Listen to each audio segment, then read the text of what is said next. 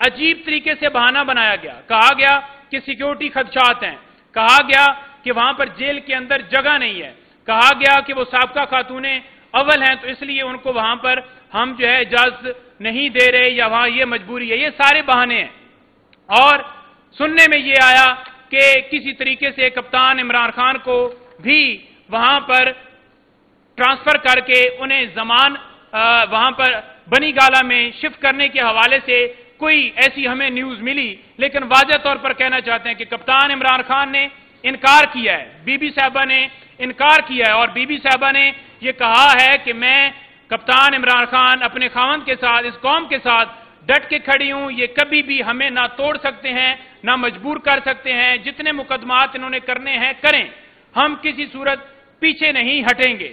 اور آخر میں یہ کہنا چاہتا ہوں کہ جو ملک کے اندر دھاندلی کی گئی ہے فارم 45 کے مطابق, ہم واضح طور پر پورے پاکستان میں جیتے ہیں, اور واضح طور پر آپ نے دیکھا کہ جتنی دھاندلی کی گئی اس کے باوجود پاکستان تحریک انصاف جو ہے اس وقت بھی سب سے زیادہ سیٹیں لینے والی جماعت ہے. فارم 45 کے مطابق ہمارے امیدوار جیت گئے, اور آپ نے دیکھا کہ انہوں نے فارم 47 میں دھاندلی کر کے اس ملک کے اوپر قبضہ جمانے کی جو کوشش کر رہے ہیں, ہم کسی صورت ان کی کوشش کو جو انہوں نے پلان لندن میں بنایا تھا اس کو ایگزیکیوٹ نہیں ہونے دیں گے. خان نے ہفتے کے روز کال دی ہے, اور انشاءاللہ تعالی پورا پاکستان نکلے گا. پرامن احتجاج ہر شہری کا حق ہے, اور یہ حق ہم سے کوئی چھین نہیں سکتا. اور یہ جو وہاں پر وزیر اعلیٰ بنی ہے جو اپنے حلقے سے ہار چکی ہے, غیرت شرم نام کی ایک چیز رتی برابر ان کے اندر نہیں ہے. کس منہ سے یہ عمران خان کی یا ان لوگوں کے حوالے سے یہ بات کرتے ہیں؟ کبھی کہتے ہیں کہ ووٹ کو عزت دو, کبھی کوئی نعرہ لگاتے ہیں کہ قوم کی آخری امید نواز شریف. آج آپ نے دیکھ لیا کہ قوم نے ان کو مسترد کر دیا. غیرت نام کی ذرا بھی چیز ہوتی تو یہ اسی وقت ہی ٹکٹ کرا کے یا واپس بھاگ جاتے یا عدالت کے سامنے سرنڈر کرتے کہ ہم قوم کے مجرم ہیں, ہم قوم کے قصوروار ہیں, اور اسی وجہ سے قوم نے ہمیں مسترد کیا ہے. قیدی نمبر 804 نے یہ ثابت کر دیا کہ قیدی نمبر 804 کپتان عمران خان اس ملک کی جنگ لڑ رہا ہے, اور قوم نے جس طرح سے اس کا ساتھ دیا کہ کھمبے کو جو ٹکٹ دینے کی بات کرتا تھا کپتان عمران خان, کھمبا بھی جیتا. الحمدللہ انشاءاللہ تعالی حق کی فتح ہوگی, سچ کی فتح ہوگی. یہ سارے جتنے چور ڈاکو ہیں کسی صورت ہم ان کو مسلط نہیں ہونے دیں گے.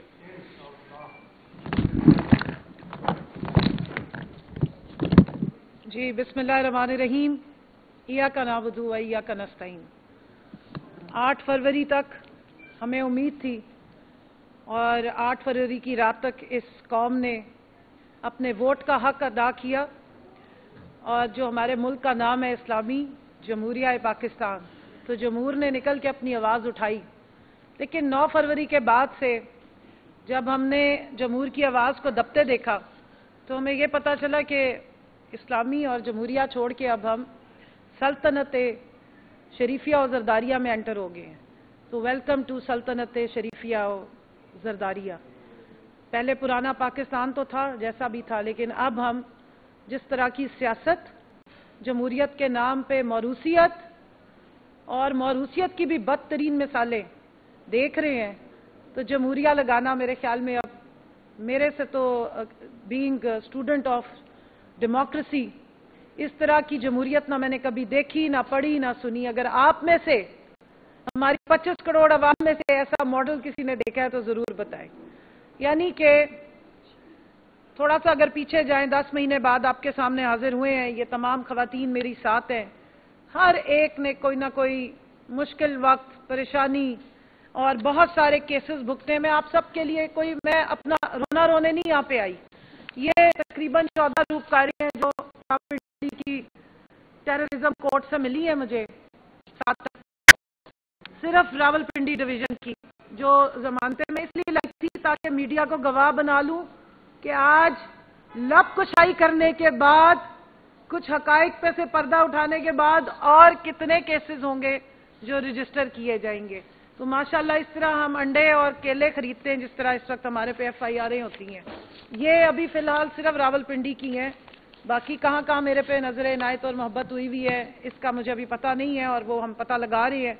कोर्ट में हमने दरख्वास्त दायर की हुई है और अल्लाह करे कि कोर्ट से हमें इस बारे में पता लगे। जैसे नईम ने आपको बताया, आप सबको आज बुलाने का, जहमत देने का मकसद ये था कि बताया जाए कि ना सिर्फ ये कि कैदी नंबर 804 बल्कि उनकी जो ज़ौजा है बुशरा बीबी, उनको किस तरीके से निशाना बनाया गया, किस तरह इस मुल्क में ख़वातीन की तज़लील की गई, किस तरह ख़वातीन को सियासी इंतकाम का निशाना बनाया जाता है, किस तरह ज़ातियात को उछाला गया।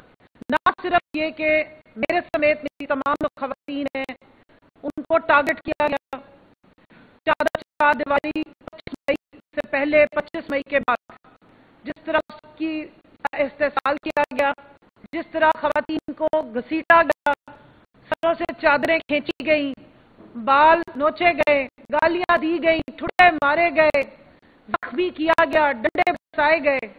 उसके बाद मुझे, जब मैं इस्लामिया कहती हूँ ना, इस्लामी जमहूरिया कहती हूँ, तो मुझे यहाँ पे आके तकलीफ होती है कि जब माओं की, बहनों की, बेटियों की इज्जतें उछाली जाती हैं, बेडरूम्स में घुसा जाता है, ठुड्डे मार के तोड़ के दरवाजे, बाथरूमों को तोड़ के अंदर घुसा जाता है, तो फिर कौन सी इज्जत, कौन सी जमहूरियत, कौन सी इस्लामी इक़्तिदार, कहाँ बची है वो? जवाब मांग रही हूं, अल्लाह करे कि कोई जवाब दे। इतने अरसे में आप सब शायद भूल गए, सबको 9 मई याद रह गई। ये 9 मई की पादाश में हमारी सजाएं भी सबको याद रह गई। हमें किसी ने बागी कहा तो किसी ने गद्दार कहा, लेकिन 9 मई के बाद जो 14 मई की डेट सुप्रीम कोर्ट ने दी हुई थी पंजाब के इलेक्शंस की, वो क्या किसी को याद है? उसके बारे में किसी ने क्या सवाल किया कि वो कहां गुम हो गई? क्या उस वक्त आइन टूटा या आइन कायम रहा? क्या मुल्क का कानून और दस्तूर इंटैक्ट रहा? क्या मुल्क में जमहूरियत मुस्तहकम हुई या उसकी पामाली हुई? 14 मई को किसी ने पूछा ही नहीं मेरे ख्याल में। लेकिन ये जो 8 फरवरी को हुआ और उसके बाद जो मैंडेट चोर आके पंजाब की असेंबली में बैठे, आज आपने देखा कौमी असेंबली में बैठे और खवातीन की सीटें हड़प करने के बाद अभी तक हाउस कंप्लीट नहीं हुआ है और उसके बाद भी वो दंदनाते फिरे, तो ये एक बहुत बड़ा सवालिया निशान है कि क्या वाकई मुल्क में जमहूर की आवाज सुनाई देती है? क्या वाकई यहाँ जमहूरिया को कोई सुनने वाला है? क्या वाकई पाकिस्तान के आइन के मुताबिक स्टेट का मतलब जमहूर है या कुछ और है? अब आ जाए जी बुशरा बीबी के बारे में, जैसे नहीं बता रहे थे, हम थोड़ा सा इसको लाइन अप कर लेते हैं। 3 बड़े मशहूर केसेस हैं। 3 केसेस में कौन कौन से केसेस को माना जा रहा है जी? तोशा खाना का केस, अल कादर ट्रस्ट केस और इद्दत का केस। उफ, इतने बड़े केस हैं कि इसकी वजह से तो पाकिस्तान में जमहूरियत खतरे में थी, पाकिस्तान की बका खतरे में थी, पाकिस्तान में हर चीज आइन खतरे में था। अगर ये इद्दत का केस ना होता तो शायद पता नहीं क्या हो जाता, बहुत बड़ा नुकसान हो जाता मुल्क का। देखिए, बहुत जरूरी था कि इद्दत का केस उछाला जाता, बहुत जरूरी था कि आपके मुल्क में, आपके आइन में और आपके मजहब में जो खवातीन को एक प्रोटेक्शन दी है, जिसमें अल्लाह ने हुक्म दिया है कि इद्दत के लिए औरत की गवाही काफी है, लेकिन वो तो अब हमारे स्टेट का मसला बन गया है, वो तो अब हमारी अदालतों का मसला बन गया है। हम सबके निकाह नामे और आप सबके निकाह नामे जाके अदालतों में चैलेंज करें, पूछें क्या वाकई ये सही तरीके से निकाह हुए थे या नहीं हुए थे? क्या जो हमारी 23-23, 24-24 साल से शादियां चल रही हैं ये जायज है? हम जरा जजों से जाके स्टैंप लगवा लें कि क्या वाकई हम जिसके निकाह में हम वाकई उसकी मनकुआ हैं या नहीं है, या और भी कोई सवालात पूछने हैं प्राइवेट किस्म के, जब एक बापर्दा खातून गवाही दे रही है कि मेरी इद्दत मुकम्मल हो गई थी। लेकिन नहीं, बहुत जरूरी था, मुल्क की सालमियत को खतरा था, मुल्क की जमहूरियत को बहुत खतरा था, मुल्क के आइन को बहुत खतरा था कि एक खातून की इज्जत उछाली जाती। और उसके वो साबिका शौहर जिसने पहले कस्में खाई कि मेरी बीवी जो है वो इतनी बापर्दा और बाइज्जत खातून है, एक नेक पर्दादार खातून है कि मैं इसकी कसम खा सकता हूं, वो 6 साल बाद आके कीचड़ उछालता रहा